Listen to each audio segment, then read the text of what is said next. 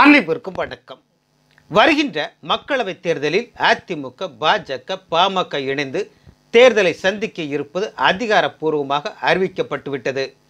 அதிமுக கூட்டணியில் இடம்பெற்றுள்ள பாமகவுக்கு 7 தொகுதிகளும், பாஜகவுக்கு 5 தொகுதிகளும் ஒதுக்கப்பட்டுள்ளன. அத்தோடு காலியாக உள்ள 21 சட்டமன்ற தொகுதிகளுக்கான இடைத்தேர்தலிலும் அதிமுகவிற்கு பாஜகவும் பாமகவும் ஆதரவு அளிக்க உள்ளதாகவும் ஒப்பந்தம் செய்யப்பட்டுள்ளது.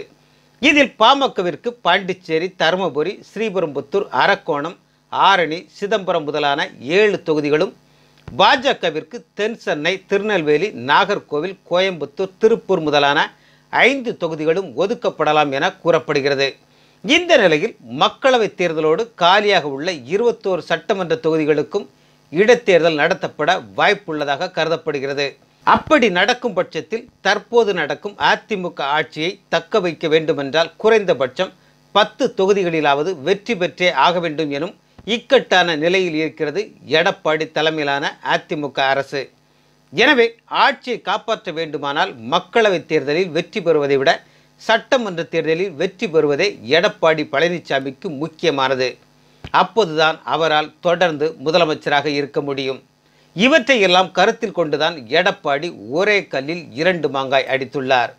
அதாவது காலியாக உள்ள 21 சட்டமன்ற தொகுதிகளிலும் பாமக, பாஜக, தேமுதிக போன்ற கட்சிகள் ஓரளவு ஓட்டு வங்கியை வைத்துள்ளன.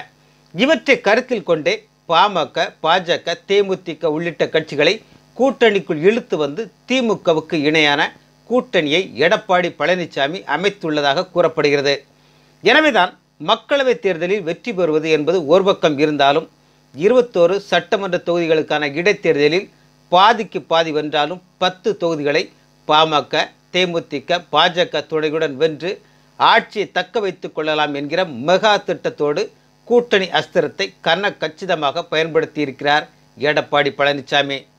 முன்னாள் முதல்வர் ஜெயலலிதாவின் மறைவுக்கு பிறகு முதன்முறையாக சந்திக்க இருக்கும் இந்த தேர்தலில் தனது பலத்தை காட்டவிருக்கிறது அதிமுக.